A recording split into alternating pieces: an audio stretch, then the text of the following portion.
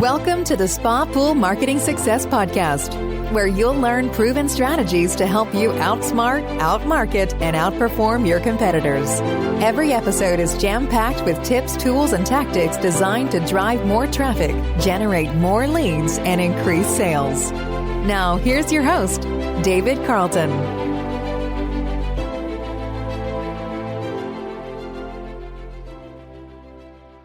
Step 5 is to convert leads into sales. Now that you have a lead and have delivered the information that was requested, how do you follow up and close the sale? Most of the time, it is the job of your sales team to follow up with prospects. Typical follow-up methods include email, phone call, newsletter, text message, chat, direct mail, or some combination of a few of these. Step 5 of the 9 steps of internet marketing success is obviously critical to increasing sales and growing your business, but since this podcast is strictly about internet marketing, I do not go into sales techniques or closing strategies. I feel that is best handled by attending professional sales training provided by your manufacturers. So, let's move on to step 6, where I'm going to talk about tracking and understanding website analytics. But before we get started, I thought it might be helpful to review once again what the 9 steps are, which will help put today's podcast into perspective. Here are the 9 steps to internet marketing success for pool, spa, and sauna dealers. Step 1, create or improve your website. Step 2, use on-site SEO to get your website lead generation ready. Step 3, drive qualified traffic to your website. Step 4, convert website visitors into leads. Step 5, convert leads into sales. Step 6, track your results using analytics and continually improve. Step 7, create a follow-up marketing system. Step 8, test, track, refine, and repeat. And step 9, create a referral marketing system. So at step 6, you want to start tracking your results to see if the traffic and conversion strategies you've implemented are working. You do that by reviewing your web analytics. So having said that, how would you like to know how many people visit your website each day or each month? What pages they look at, what city they're from, and where they were just before they came to your site? Well, with Google Analytics, you can do that and much more. Google Analytics is a free service provided by Google that provides detailed statistics about your web traffic. Reviewing specific sections once a month will give you a good overview of how your website is performing in terms of traffic and user experience. When you sign into Google Analytics, you'll see an overview page that tells you about sessions, users, and page views that happened during a specific time frame. You're going to see many things on this page, so let me give you some of the Google Analytics terminology you need to know. The first one is users, and that is unique visitors. Page views is next, and that's how many pages people viewed on the site. Pages per session is next, and that's how many pages the average user visited while they were on the site. The next one is average session duration, and that's how much time the average user spent on the site. And then the last one is bounce rate. And bounce rate is the percentage of single page sessions. In other words, somebody came to the site and whatever page they landed on, they did not go deeper than that one page. Google Analytics provides information on traffic channels, breaking stats down between organic, direct, paid, referral, social, and display, and tells you the most visited pages. If you set it up the right way, you can see what your best lead sources are. A lead is considered a conversion or a goal completion, and that is defined as someone who has provided you with contact information. You can use Google Analytics to learn the following. Which channels are your best leads coming from? Is it organic or paid? Which search engines give you the best leads? Is it organic, AdWords, Google, Bing, Yahoo? While Google is certainly the 800-pound gorilla of search engine leads, Bing still provides high-quality leads. Now, Bing may not deliver the high quantity of leads, but the quality is definitely there for pool, spa, and sauna dealers. Look to see where your best search engine leads come from, and typically you'll see Google first, followed by Bing Organic, then Yahoo Organic, and finally Bing Paid. Desktop versus mobile leads. Are your best leads coming from desktop, mobile, or tablet? Even though the number of leads captured from tablet and mobile are increasing, the numbers overall are still higher on a desktop, at least at the time of this podcast. And remember, it's easier to fill out a form for something on a desktop than it is on mobile. Bottom line is that you need to make it easy for someone to opt in and provide their name and email address on mobile as well as tablet. So now that you've gotten all this information, what can you do with it?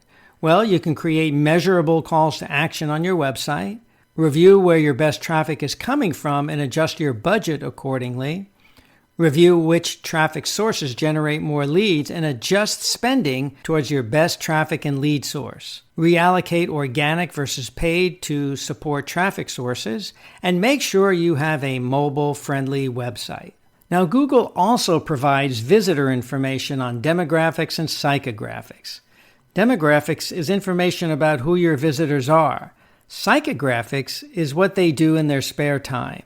In addition to Google Analytics, on AdWords you can find your best zip codes, and Google will also tell you your top 10 cities. This information can help you target specific geographic areas for both online and offline marketing. What can you do with all this demographic and psychographic information? Well, you can target top cities on AdWords, you can target top cities and zip codes for organic marketing, and you can use laser target remarketing. Now, interestingly enough, increasing ad budget may not result in more leads. Increasing your ad budget isn't a guaranteed way to increase leads and generate sales. If you increase your ad budget, over time, organic traffic tends to go down. That's because many searchers see an ad at the top of the page and just click versus taking the time to scroll down. Can you spend too much on AdWords? I think you can, and it can negatively affect organic traffic. This matters since organic is a higher quality of traffic. Plus, relying on AdWords entirely makes it challenging to develop a strong organic presence for non-pay-per-click prospects. In fact, only 25 to 30% of people on Google actually click on ads. Now, conventional wisdom says that in general, most people want to click on the organic section more than they want to click on the ads because they realize what they are. They know the difference between earned versus paid listings. Therefore, it's best to maintain a steady organic marketing strategy throughout the entire year. Google Analytics can also give you insight into your Facebook marketing efforts. Is all the time and money you spend on Facebook and other social media actually paying off? Well, that actually depends on your objectives. Are you looking to increase exposure, increase engagement, drive website traffic, lead generation, or link building? Check your Google Analytics stats. How much traffic did you get last month from Facebook? How long was the average visit, and did any of the traffic actually generate a lead or conversion? Now, what can you do with this Google Analytics Facebook information? Well, you can certainly review social media goals versus the amount of money you spend versus the return on investment or ROI. Are you doing the right kind of Facebook marketing? And you can also allocate marketing budget based on this information. Now let's talk about how to set up and measure goals, leads, and conversions. You want to be sure to set up goals in Google Analytics so you can track progress over time. Create multiple goals, one for each call to action like product, price, buyer's guides, etc. Each goal will be measured individually. This is an important step since measuring visitors and clicks isn't enough. In other words, you could be generating clicks and traffic, but not know if that traffic is generating leads. Being able to track conversions will help you accurately measure the effectiveness of your paid and organic marketing efforts. What should you do with the goal or conversion information you collect? Well, you could add new calls to action to your website. You could add conversion tracking to Google AdWords, and all of this should be monitored monthly so that adjustments can be made when necessary. I also want to give you a quick note on Google Search Console. Google Search Console provides even more insight in terms of what Google can measure about your website performance, including search queries, technical issues, and the number of pages indexed. If you don't know what Google Search Console is, I suggest that you talk to your webmaster about getting that set up for you and have that person explain it to you. The last thing I want to talk about in this podcast is your Google My Business Insights, which is the equivalent to Google Analytics for your website. Your Google My Business Insights and stats are where you can see customers that viewed your business either by searching on Google or on Maps. These are free insights and statistics. The most common action that prospects take when visiting your Google My Business page is to request directions. You can also see how many phone calls your Google My Business page generated. Because Google My Business is becoming so important these days, I suggest you check the stats on your Google My Business page regularly to see what's happening on your page and to ensure that your information is correct or hasn't been changed. That concludes today's podcast. Have questions? Need additional information? Feel free to call me anytime. Like what you've heard? I'd love to get your feedback. I look forward to giving you more helpful information on my next podcast. That's it for this episode of the Spa Pool Marketing Success Podcast. Have questions? Need additional information? Or just want to talk about your business? Feel free to call us anytime. Thanks for listening, and we look forward to giving you even more helpful information on our next episode.